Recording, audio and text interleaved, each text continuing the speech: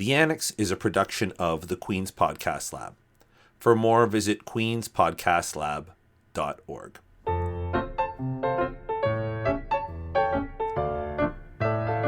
This is The Annex, a sociology podcast. I'm Joseph Cohen from Queen's College in the City University of New York. Today, we're going to release the first of a two-part series on the sociology of cults. This episode features Rick Moore from Washington University at St. Louis. Stay tuned tomorrow when we will talk to Craig Rawlings of Duke University in the second segment. We're talking the sociology of cults coming up. So here's the backstory of this two-part series on cults. Back in December, we were in the throes of the COVID crisis and we were all homebound. And this was a period in which a lot of us were consuming streaming television. And I decided to purchase a subscription to HBO Max. And on it, I caught this documentary on the Heaven's Gate cult.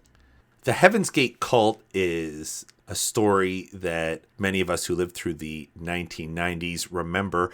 Back in the late 1990s, I think it was 1996, there was a cult that engaged in a mass suicide. They were premised on the belief that they were all going to kill themselves and somehow be beamed up to an alien spaceship that was traveling behind a comet that was passing the Earth, to a lot of fanfare at the time.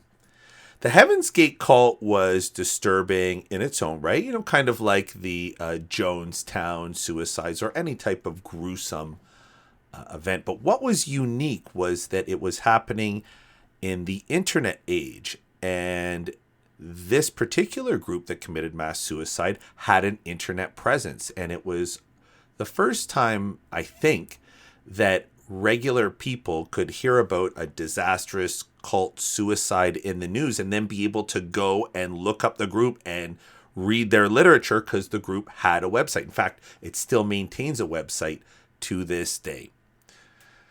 The story was probably very much, a salacious true crime or gruesome story that a lot of us remember from the late 1990s, and it brought me back to that story. So this was around New Year's that I was watching this documentary, and a few days later, the Congress was assembling to certify the results of the 2020 election that had Joe Biden winning. And these people invaded the Capitol in an attempt to stop the certification of the vote. And as you listen to these stories of these Capitol invaders, you found a lot of them were soaked into this Q conspiracy. And it was hard to not see the parallels. I was deeply moved by this story of the cult. And then I'm seeing what in effect is another cult, right? It's a group that is assembling and engaging in antisocial or self-harming behavior based on a conspiracy theory or maybe a far-fetched, obviously false and fantastic theory about how the world works. And it really got me thinking, what's going on with these people? How can a group form that just seems to take over people's minds and lead them to do harmful things for reasons that you would expect any rational adult to be like, no, that's a ridiculous reason.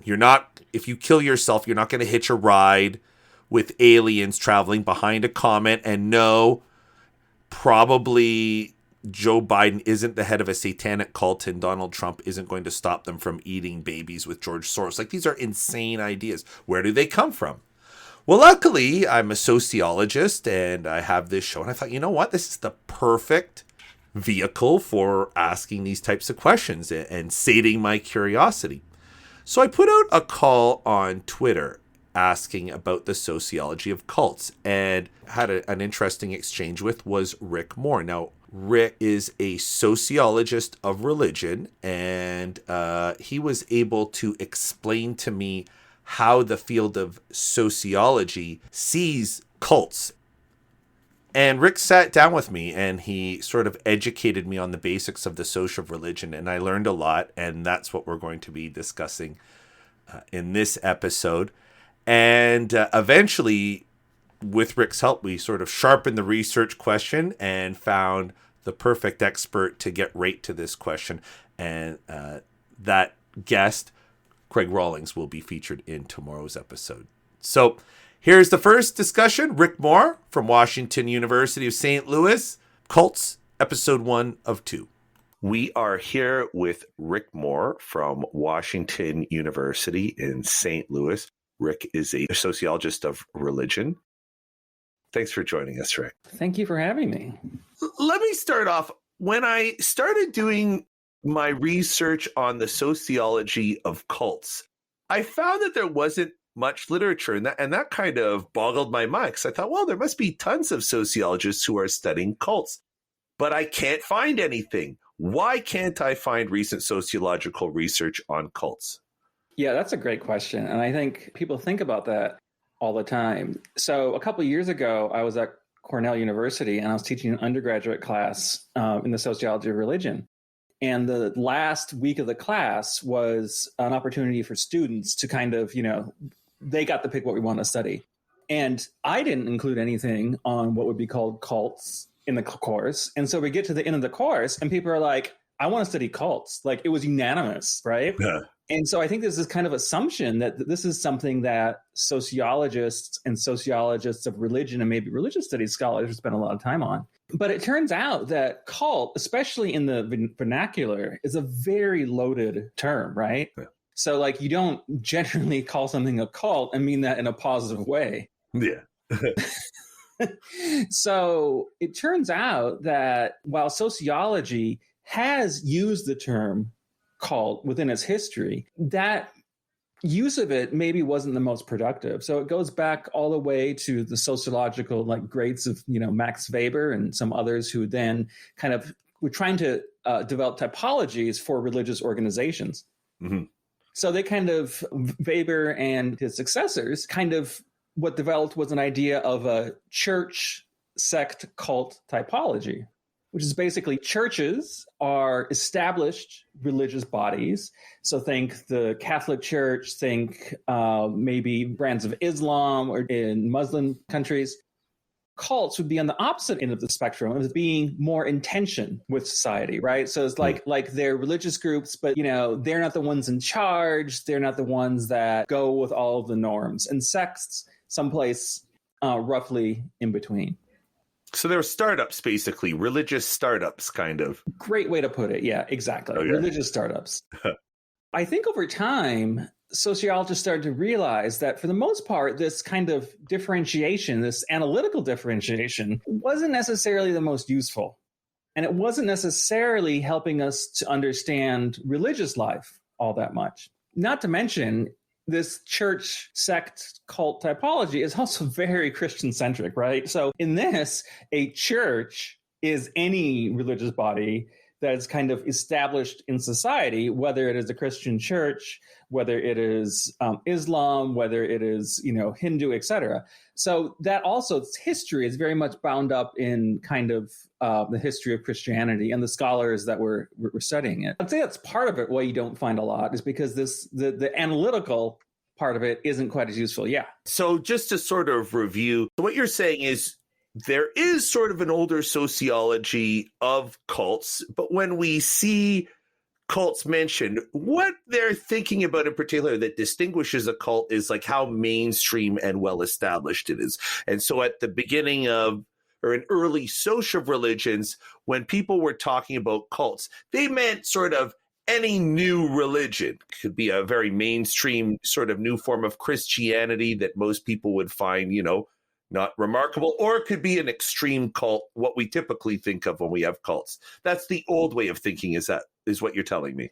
I would say it's not just the newness, but it's kind of the tension with the existing religious authorities, right? Okay. So just if there was like a new kind of Christian church, that wouldn't necessarily be a cult.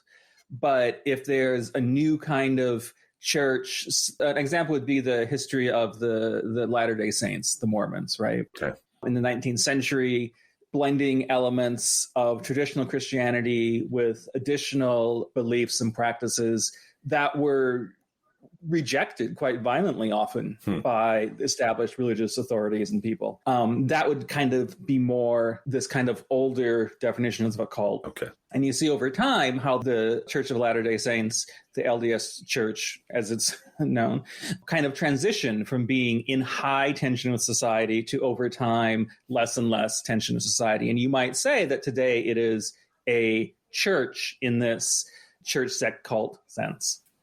Okay. And how did it evolve? So that's not how we use it now, is what you're saying. Well, I would say that there's a difference between the analytical term that was used by scholars of religion and sociologists of religion and the way cult is used in general discourse, right? Right. And that gets back to it being very much a negative term. So especially in the 60s and 70s when relaxed immigration laws brought a lot of religious diversity to the United States and lots of new religious movements, these new religions started popping up in the United States. There was kind of an anti-cult backlash. I even remember, growing up as a little kid in the 80s, don't join a cult. I remember that too. Yeah, your mom's like, be careful. You're going to be brainwashed. And so it became kind of a label of a bad religious group. Okay. Because of that, I believe, people who study these kinds of newer groups have adapted the term new religious movement. Okay. Instead of talking about cults, because the cult term is just so value-laden that it kind of has lost its usefulness. And a lot of what people who study these kinds of movements and organizations find is that they are new or newer than, say, established religious bodies. So the new term is new religious movements. Yes. And it's sort of to step away from sort of the fraught value judgments and reactions that are associated with the word cults. Can I ask a question? Because this is something that many of our listeners who aren't sociologists themselves might not appreciate. Yeah. Why are sociologists always interested in sort of value neutrality? Like, why do they care about things like value neutrality when they're talking about subjects like that? You often hear people say, well, this is all moral relativism and et cetera, the common complaints. Maybe for our listeners, can you explain why do sociologists care about that stuff? Yeah, I think it's a great question, right? Well, first of all, I would say I don't know that my perspective as a sociologist is that we can never entirely escape these kinds of values, right? Mm-hmm. That said, sociology, especially starting as trying to kind of be a science of society, trying to kind of understand what makes society work and society tick, has come to recognize that often different people have vastly different perspectives on what is right for a society, right? Or right for a country, right for a culture, et cetera. And for us, we're trying to understand what kind of makes things tick, right? And that doesn't necessarily mean a sociologist is value neutral themselves. A sociologist who focuses on studying race, they're not going to be like, well, racism, I don't know, right? Like, I'm on the fence. They're going to probably, I almost guarantee they're going to be very anti-racism. Their scholarship might be driven by that. At the same time, their scholarship is going to be looking at race as kind of a construct that, from an analytical perspective, is less value-laden than perhaps what like a normal person walking down the street would say. Yeah. I always think of it as like it's like a form of mental self-discipline. Just like I'm not going to pour my money into GameStop because I know that's not good investing. There's a discipline of thought that tells us, what, if you want to sort of do your best to be objective, you might not be able to do it fully, but if you want to do your best, try to get away from the labels that inflame the emotions, because that's sort of a pitfall that the conversation can fall into. Yeah, I would say that's, kind of coming back to religion too. I mean, religion, often people associate it with values, right? And often the most important values. There's a theologian that once kind of define religion as the area of ultimate concern, the kind of things that really matter. And often, especially in religion, looking at beliefs or practices or identities, they're sometimes mutually exclusive. I would say it's more useful to understand the religious landscape without kind of assuming that particular truth claims from different religions are true, even if one may personally say, I'm a Christian, I'm an atheist, whatever. We can learn more about religion's role in society by kind of trying to set that aside as much as we can. Like you can say, as a person, I think murder is wrong, but in my professional capacity, I can only tell you how many people believe murder is wrong. Like I can't adjudicate values professionally in my profession. Or you could, your goal probably, if you were someone who was studying murder or criminology, you'd probably say your goal is to reduce murder, but it's like blurry, right? Right. But there is something that, especially, thinking of something about what people call, quote, cults, is almost overwhelmingly negative. And sometimes if you look at these religions or organizations, there's not necessarily a lot of difference between things that we don't call cults, right? Mm-hmm. The main difference is that some people call them cults. Yeah. So what can you tell me? You're a sociologist of religion. Like in general, like what's the understanding of cults? Like what can the sociology of religion sort of what can any sociologist of religion sort of tell us about cults? Yeah, I mean, the first thing I would say is that we were back in one of my courses is that the first thing it tells about cults is that cults is a label, right? Mm-hmm. It's really about the label that people are placing on another group of people. Right. So if we're curious about new religious movements, that is the things that people often colloquially call cults, mm-hmm. I would say that the things to keep in mind, and one thing is often there is this newness, right? Mm-hmm.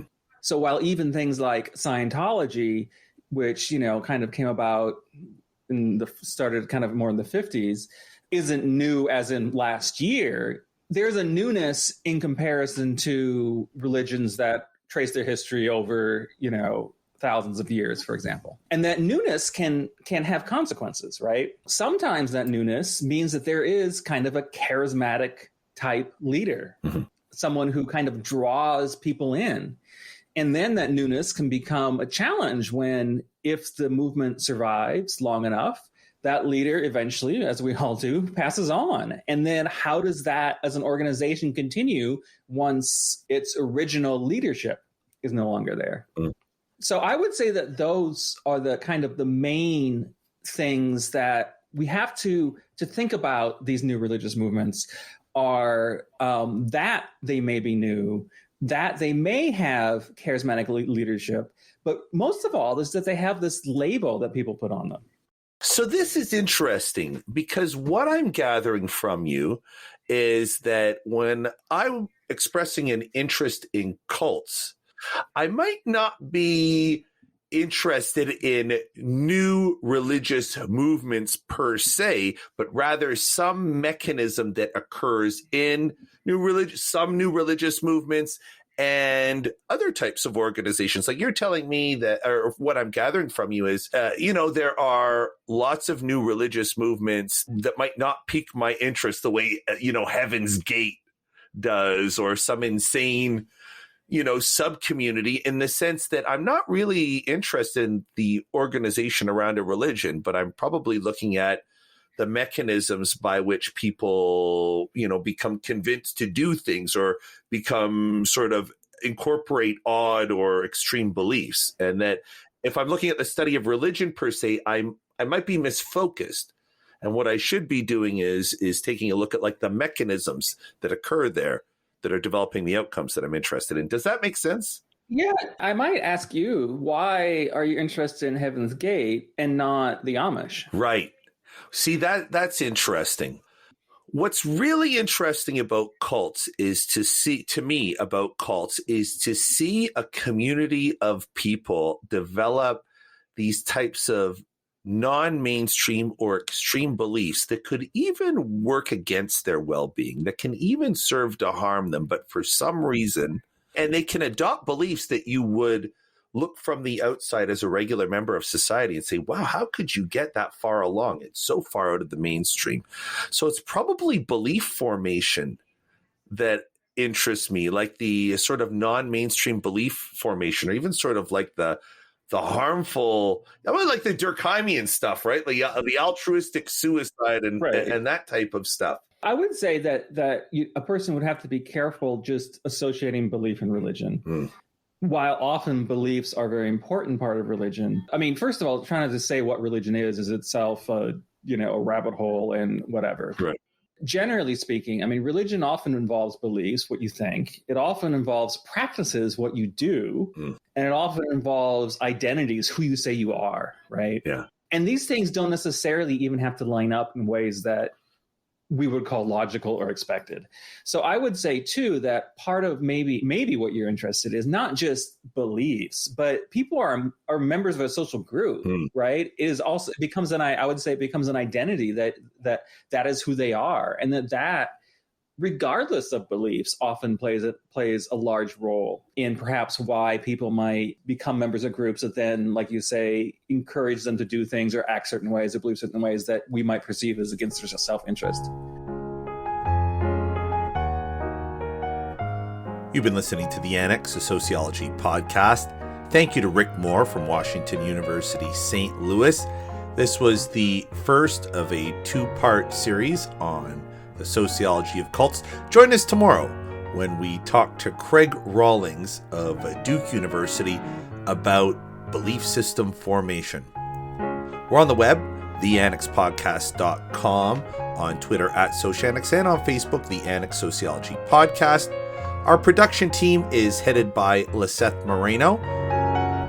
Music is by Lena Orsa. The Annex is a production of the Queen's Podcast Lab. For more, visit queenspodcastlab.org.